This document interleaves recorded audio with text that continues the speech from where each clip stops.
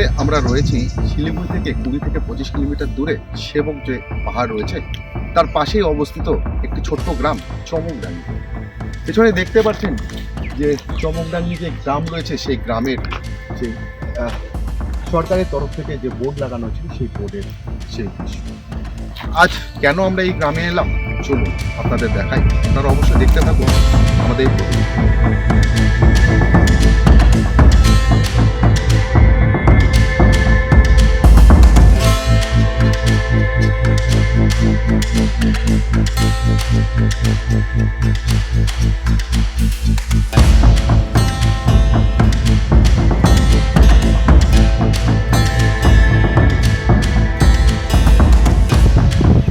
আমার পাশে রয়েছে জলকে আমরা জীবন বলি।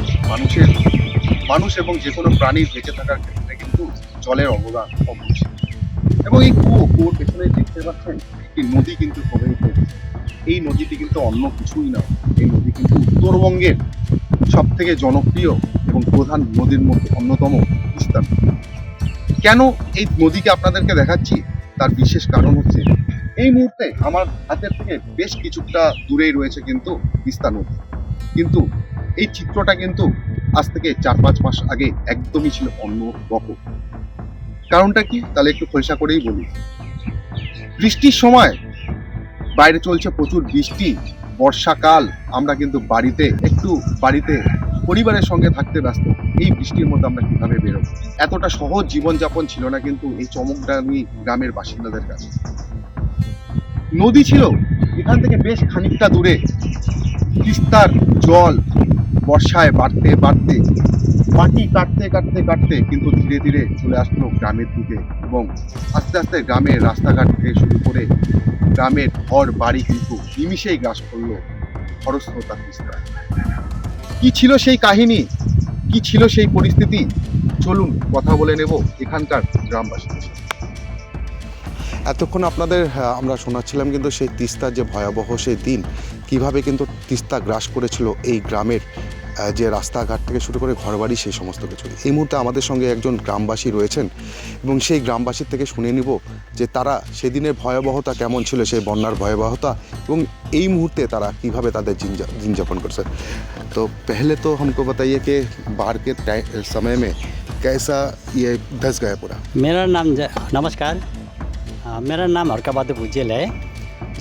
जब हमारा बचपन इधर गुजर गया, 61 वर्ष हो गया हम इधर से, तो नदी इस तरफ नहीं था, नदी वो आगे था। तो उस टाइम में करते हम इधर घर पर सारते किनारे आ गया अभी तक। तो अभी से जो नदी बढ़ने सीजन हो गया था उधर ही था। तो इधर जब बरसात का टाइम हो गया, रात काटते इधर आ गया नदी।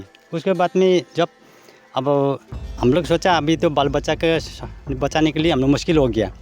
तो हम लोग का बोला अब क्या करेंगे, कैसे करेंगे, हम लोग को मालूम नहीं हुआ। लेकिन बाद में 1 बजे से काटने शुरू हो गया, थोड़ा दूरी था नदी। 1 बजे से काटते 2:30 बजे सुबह 6 बज गया, तो उस टाइम हम लोग घर के किनारे में आ गया। तो 6-7 बजे तक तो 7-8 बजे तक तो घर हम एक तो घर तो लेके चला गया। एक तो सरकारी घर था हमारा, तो वो भी लेके चला गया। तो एक तो लकड़ी घर था, उसका थोड़ा हम लोग लकड़ी कुछ निकाला है। तो अभी हम लोग का उस टाइम में 3 तारीख से उधर बैठा, जब नदी आ गया ना घर लेके चला गया। तो हम लोग जाके के हाई स्कूल में हम लोग का लेके चला गया इधर से, और पार्टी लोग लेकर उधर रखने के बाद हम लोग खाना पीना सब पे दे रहा है, खा रहे हैं हम लोग भी। तो खाने के बाद में क्या हुआ, अभी तो 4 महीने तो हो गया, दे रहे खा रहे बोल करके हम लोग खुश नहीं हो रहे हैं। हम लोग का सरकार के पास हम लोग अनुरोध करते हैं कि लेकिन ज़मीन घर होने से ना हम लोग का मुसीबत है, बच्चों का पढ़ाने सुविधा होगा, सब कुछ इधर जाने आने का लिए सुविधा होगा। तो हम लोग को वही चाहते हैं कि ज़मीन हम लोग का सिर्फ घर का घड़े के लिए हम मांग कर रहे हैं। तो इसीलिए हम लोग का अब देखिए बच्चा लोग पढ़ाना है, लिखाना है, अब उन लोग का गाड़ी भाड़ा नहीं है, जाने असुविधा है, कपड़ा लत्ता कपड़ा नहीं है, उनका धुलाना है, नहाने का चन करने का जगह नहीं है, पानी पीने का पानी उधर ठीक नहीं है, टॉयलेट नहीं है, बाथरूम नहीं है। उन लोग हाई स्कूल का बच्चे लोग हैं, उन लोग पढ़े हैं ना, टिस्टन है, तो उन लोग कहाँ नहाएंगे। अभी उसके पास कुछ सामने तो वही ना, उन लोग का भी मुसीबत आ रहा है। उन लोग पढ़ाने के लिए मास्टर लोग भी कुछ नहीं बोलता हम लोग का। उधर के देख हम लोग को बच्चे लोग बूढ़ा बूढ़ी लोग उधर बैठा है, उन लोग का नहाने जगह नहीं है। इस गांव में कुल कितना घर था पहले? इसमें ना वही 70-75 घर था, लेकिन अभी जमा 2 गांव है, लालटुंग और चौमड़ाई मिला करके 131 घर का ज़मीन सब चला गया।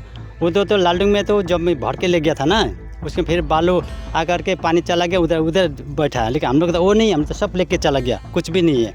एक गांव का 2 भाग कर दिया।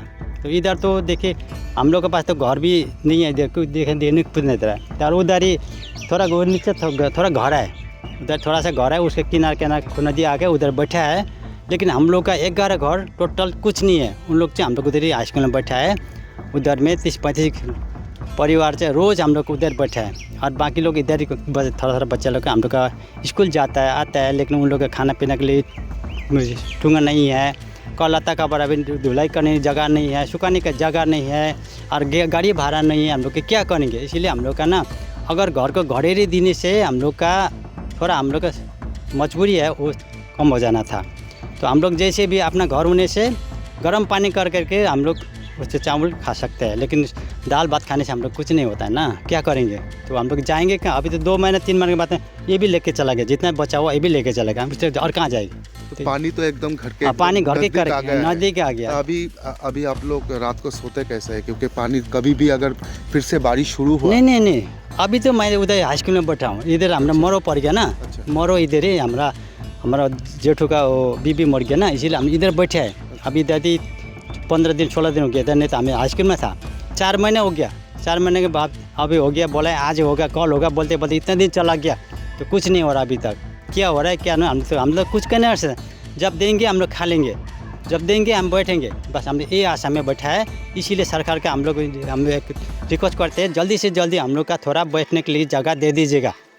এই বাত আমি বল सकते हैं, বাস ধন্যবাদ। এতক্ষণ কিন্তু আমরা একজন গ্রামবাসীর সঙ্গে কথা বললাম। তিনি কিন্তু তাদের যে ভয়াবহ তিস্তার যে রূপ, সেই তিস্তা কিভাবে গ্রাস করেছে তাদের গ্রামকে, সেই কথা কিন্তু তিনি তুলে ধরলেন। এবং এই মুহূর্তে তাদের যে জীবনযাপন করতে যে অসুবিধা, অর্থাৎ তাদের ঘর বাড়ির যেমন সমস্যা রয়েছে, কিন্তু খাওয়ার থেকে শুরু করে সব কিছুরই সমস্যা, সেই সমস্ত কিছুই কিন্তু তারা তুলে ধরলেন। এবং তাদের একটাই দাবি যে সরকারের কাছে, অর্থাৎ আমাদের ওপরে যে প্রশাসন রয়েছে, সেই প্রশাসনের কাছে একটাই কিন্তু দাবি রয়েছে, তাদের পাশে দাঁড়াক প্রশাসন, তাদের পাশে দাঁড়াক সরকার, এবং তাদের যে এই যে অসুবিধার মধ্যে জীবনযাপন যাচ্ছে, সেই জীবনযাপন থেকে তারা রেহাই পেতে চাচ্ছে।